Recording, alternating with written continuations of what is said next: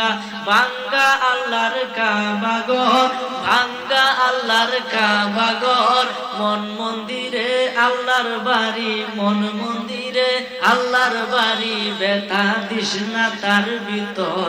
মন ভাঙ্গা না মসজিদ ভাঙ্গা, ভাঙ্গা আল্লাহর কাবা ঘর। ওরে খুশি রাখতে মানুষের মন সাজাইলেন আল্লাহ বিশ্ব ভুবন, খুশি রাখতে মানুষের মন সাজাইলেন সাই বিশ্ব ভুবন। ফেরেশতাগণ সেজদা করে, ফেরেশতাগণ সেজদা করে, মকরণে পাইলাম নতের ঘর। মন ভাঙ্গা না মসজিদে ভাঙ্গা, ভাঙ্গা আল্লাহর কাবা ঘর, ভাঙ্গা আল্লাহর কাবা ঘর। মন মন্দিরে আল্লাহর বাড়ি, কলবের ভিতর আল্লাহর বাড়ি, ব্যথা দিস না তার ভিতর। জোরে বলেন না সুবহানাল্লাহ।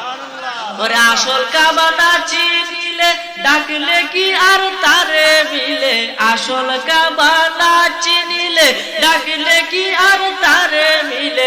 নামাজ রোজা সব বিফলে, নামাজ রোজা সব বিফলে, বৃথায় আল্লাহু আকবার। মন ভাঙ্গা না মসজিদ ভাঙ্গা, ভাঙ্গা আল্লাহর কাবা ঘর। মন মন্দিরে আল্লাহর বাড়ি, ব্যথা দিস না তার ভিতর। একটি জবান বন্ধ রাখিবেন না, চিৎকার মেরে বলেন না সুবহানাল্লাহ।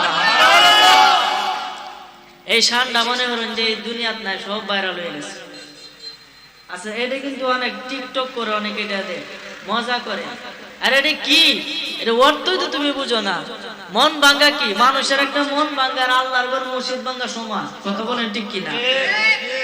কি মনে করেন আল্লাহ কি আপনারা পছন্দ করে বানাইছে না?